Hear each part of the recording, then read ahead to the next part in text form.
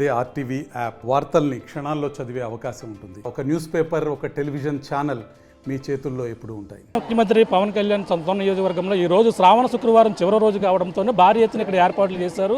అలాగే ఏదైతే నాగబాబు సతీమణి ఎవరైతే ఆవిడ చేతుల మీదుగా ఈ రోజు వరలక్ష్మి వ్రతాలు భారీ ఎత్తున అయితే ఏర్పాటు చేస్తున్న పరిస్థితి. ప్రస్తుతం ఆమె ఉన్నారు, మాట్లాడే ప్రయత్నం చేద్దాం. మేడం చెప్పండి, పవన్ కళ్యాణ్ గారు తొలిసారిగా ఎమ్మెల్యేగా అయిన తర్వాత తొలిసారి జరుగుతున్న వరలక్ష్మి వ్రతాలు ఏ విధమైన ఏర్పాట్లు చేశారు? అంటే అందరికీ కూడా శారీస్ అవి పంచిపెడుతున్నారు, పసుపు కుంకుమతో పాటు. చాలా బాగుందండి, రెస్పాన్స్ కూడా చాలా బాగుందంట. పూజా సామాగ్రి అన్నీని వర్షం వచ్చినా చాలా మంది వచ్చి అందరూ చాలా బాగా చేసుకున్నారు. చాలా బాగుంది, హ్యాపీగా ఉంది. ఎంతమందికి పవన్ కళ్యాణ్ గారు ఇక్కడ పంపించడం జరిగింది? చీరలు అలాగే పసుపు కుంకుమ అన్ని 6,000 మందికి పంపించారు. ఎలా ఉంది మేడం తొలిసారిగా మీ చేతుల మీదుగా పవన్ కళ్యాణ్ గారు ఇప్పుడు ఇక్కడ ఏర్పాటు చేసిన పరిస్థితి ఎలా ఉంది సార్ మీ ఫీలింగ్? నాకు చాలా బాగుందండి, వచ్చి అమ్మవారి దగ్గర కూర్చుని ఇలా పూజ చేయడం ఫస్ట్ టైము. చాలా హ్యాపీగా ఉందండి, చాలా బాగుంది. అయింది మేడం, పూజ అయిందా మేడం? అయింది. పాతగా పుణ్యక్షేత్రం అంటే ఎంతో చరిత్ర కలిగిన పుణ్యక్షేత్రంలో ఈ విధంగా ఇక్కడ పూజలు చేయడం ఏ విధంగా అనిపిస్తుంది? మెగా ఫ్యామిలీకి అంతా కూడా ఇక్కడ పిఠాపురం ఉండడం అంటే ఇదివరకు నేను వచ్చి 10 years బ్యాక్ వచ్చానండి, అది వేరేగా ఉంది. ఇప్పుడు ఎక్స్పీరియన్స్ చాలా బాగుంది.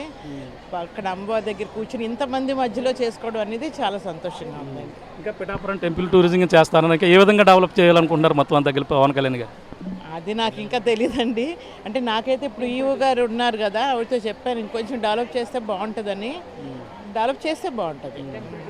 మహిళ ఆడపడుచున్న స్పందన ఏ విధంగా ఉందండి మీకు ఇక్కడ? అండి బాగుందండి అంతా కూడా. కళ్యాణ్ గారి కంటే ఇష్టం లేని ఎవరు ఉంటారు? ఆడవాళ్ళకైతే చాలా ఎక్కువ ఉంటుంది. చాలా బాగుంది. Okay madam, thank you.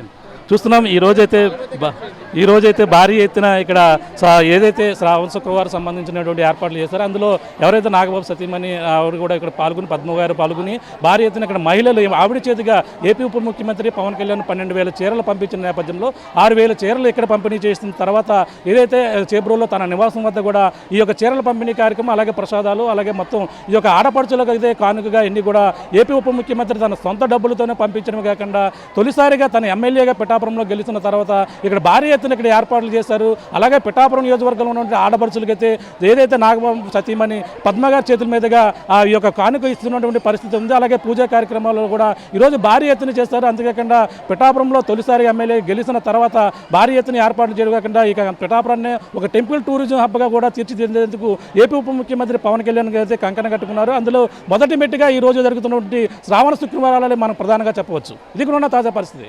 మరిన్ని వీడియోస్ కోసం ఛానల్ ని సబ్స్క్రైబ్ చేయండి, లేటెస్ట్ అప్డేట్స్ కోసం వాట్సాప్ ఛానల్ ని ఫాలో చేయండి, అండ్ లింక్ డిస్క్రిప్షన్ లో ఉంది.